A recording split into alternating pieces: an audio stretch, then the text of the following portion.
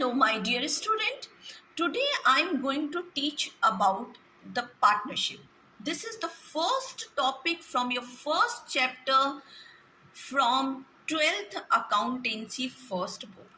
So, if you want to learn accountancy with a very easy step, you should understand the concept, means each and every concept of the chapter.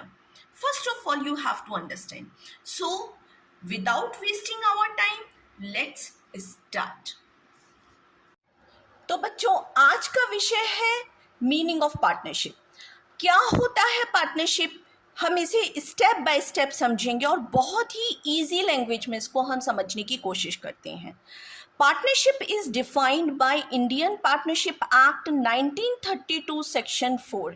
Means partnership act 1932 section 4 के हिसाब से partnership को परिभाषित किया गया है.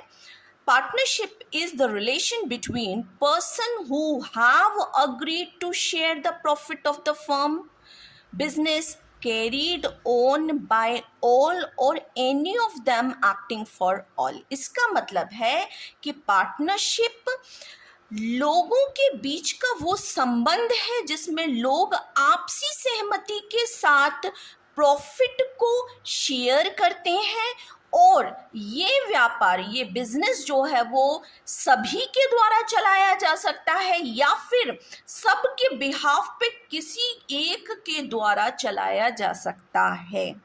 इसे हम बोलते हैं पार्टनरशिप. अच्छा, इसके बाद आता है इस डेफिनेशन में जो पॉइंट नोट करने वाला है वो ये पॉइंट है. और वो ये पॉइंट किसके आधार पर बना? इस सेंटेंस के आधार पर बना, इस लाइन के आधार पर बना. कैसे? समझिएगा. Partners are principal and agent. अब ये वाली बात बोली गई है कि पार्टनर्स जो हैं, जो भी पार्टनर्स हैं वो सब प्रिंसिपल भी हो सकते हैं और एजेंट भी हो सकते हैं. कैसे?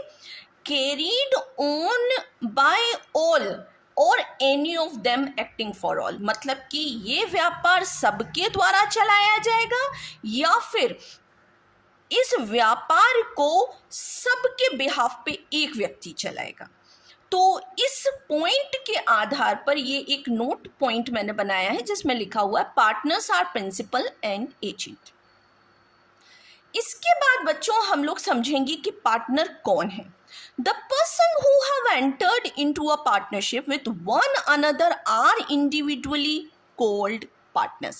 Means अगर हम पार्टनरशिप में एक व्यक्ति की बात करें, ये एक व्यक्ति की बात करें, ये एक व्यक्ति इंडिविजुअली क्या कहला रहा है? पार्टनर कहला रहा है. इंडिविजुअली क्या कह रहा है? पार्टनर कहला रहा है. ओके बच्चों, अब इसके बाद हम बात करें फर्म की. The person who have entered into a partnership with one another or collectively. अभी मैंने बात की थी इंडिविजुअली की. अकेला वो व्यक्ति पार्टनर कहला रहा था. अकेला वो व्यक्ति कौन था? पार्टनर था. और कलेक्टिवली मतलब कि ऐसे जितने भी लोग इस पार्टनरशिप में हैं, सामूहिक तौर पे वो फर्म कहलाती है. उसको हम फर्म का नाम देंगे. ठीक है, वो फर्म है.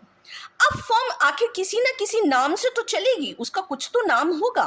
जिस नाम से वो चलेगी उसको हम लोग बोलेंगे firm name. The name under which the business is carried is called firm name. मतलब कि व्यापार जिस नाम से चलेगा उसको फर्म नेम बोला जाएगा. इसके बाद अब बच्चों हम लोग समझेंगे नेचर ऑफ पार्टनरशिप. पार्टनरशिप का जो नेचर है वो क्या है? It is not a separate legal entity from it's partner. Just remember बच्चों, बहुत इंपॉर्टेंट पॉइंट है, इस पॉइंट को बहुत अच्छे से समझना है. मैं बताने जा रही हूं आपको लीगल व्यू पॉइंट, है ना, कानूनी तौर पे, कानून की नज़र में आखिर आपका कानूनी तौर पे पार्टनरशिप क्या सेपरेट लीगल एंटिटी है? नो, नॉट एट ऑल, बिल्कुल नहीं है. आपके पार्टनर्स और आपका जो पार्टनरशिप है वो अलग अलग नहीं होती है. साफ तौर पे लिखा है it is not a separate legal entity from its partners. Firms debts are payable from personal assets of the partner.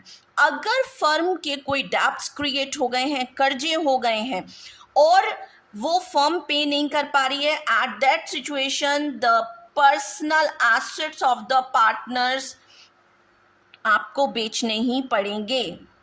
Means अगर आपकी लाइबिलिटी क्रिएट हो रही है और आप उसको पे बैक नहीं कर पा रहे हैं, आप रीपे नहीं कर पा रहे हैं, फर्म रीपे नहीं कर पा रही है, तो फर्म के पार्टनर्स अपने पर्सनल एसेट्स को हटाकर, बेचकर उस लाइबिलिटी को फुलफिल करेंगे, डेब्ट्स को रीपे करेंगे। इसके बाद सेकेंड पॉइंट जो है, आप देखिएगा यहाँ पे कंफ्यूजन क्या होता है, बच्चे इस पॉइंट को ये बना देते हैं, इस पॉइंट को ये बना देते हैं। अब मैं बात करने जा रही हूँ फर्म्स व्यू पॉइंट, मतलब कि फर्म्स की नज़र में इस बिंदु को कैसे समझेंगे। यहाँ पे बोला है लीगल पॉइंट ऑफ व्यू से कि सेपरेट लीगल एंटिटी नहीं है, मतलब कि पार्टनर और पार्टनरशिप अलग अलग नहीं है, लेकिन फर्म के पॉइंट ऑफ व्यू से they are separate from accounting view point because transactions are recorded in the books of account of the firm. Means यहाँ पर जो भी ट्रांजेक्शंस रिकॉर्ड होंगे वो बुक्स ऑफ अकाउंट में रिकॉर्ड होंगे, फर्म के बुक्स ऑफ अकाउंट में रिकॉर्ड होंगे, और इस एस्पेक्ट से ये सेपरेट है, मतलब कि पार्टनर से ये सेपरेट है। तो they are separate from accounting point of view because transactions are, just remember, transactions are recorded in the books of account of the firm. इसके बाद बच्चों, पार्टनरशिप मे बी ओरल और रिटन। ऐसा कुछ ज़रूरी नहीं है कि पार्टनरशिप जो है वो रिटन में ही हो, बट अगर आप किसी भी तरीके की आगे आने वाली परेशानियों से सतर्क रहना चाहते हैं और बचना चाहते हैं परेशानियों से, तो मेरी राय हमेशा ये रहेगी कि पार्टनरशिप को हमेशा जो है रिटन फॉर्म में होना चाहिए, अग्रीमेंट के तहत। लेकिन ऐसा कुछ ज़रूरी नहीं है कि ये रिटन ही हो, इट मे बी ओरल और रिटन, मतलब कि मौखिक भी हो सकता है और लिखित भी हो सकता है। इसी में दूसरा पॉइंट बोला गया है कि अगर ये पार्टनरशिप रिटन फॉर्म में है, इट इज़ एन अग्रीमेंट, तो फिर हम कहेंगे कि ये पार्टनरशिप डीड है। मीन्स अगर कोई भी पार्टनरशिप रिटन अग्रीमेंट में है तो it is called partnership deed. तो बच्चों, आज का पहला जो हमारा टॉपिक था, पार्टनरशिप चैप्टर का पहला जो है वो टॉपिक है, इस टॉपिक को मैंने बहुत इजी लैंग्वेज में समझाने की कोशिश की है। तो माय डियर स्टूडेंट, आप मुझसे जुड़ जाइए और इस चैनल से कनेक्ट रहिए। बहुत ही इजी कॉन्सेप्ट मैं समझाऊंगी आप लोगों को। Thanks watching this video, thank you so much my dear student, and hopefully मैं कोशिश करूंगी कि आप लोगों को बेहतर से बेहतर, अच्छे से अच्छा समझाऊं। तो बच्चों, मैंने बहुत ही इजी लैंग्वेज में आपको पहला टॉपिक फर्स्ट डे समझाने की कोशिश की है, और अगर कोई डाउट आते हैं तो आप प्लीज़ कमेंट बॉक्स में उसको लिख दीजिए। मैं पूरी कोशिश करूँगी कि उस पर एक छोटा सा वीडियो बनाकर अपलोड करूँ और आपको बेहतर से बेहतर समझाने का प्रयास करूँ। Thanks for watching this video, thank you so much, और मेहनत कीजिए। Bye bye.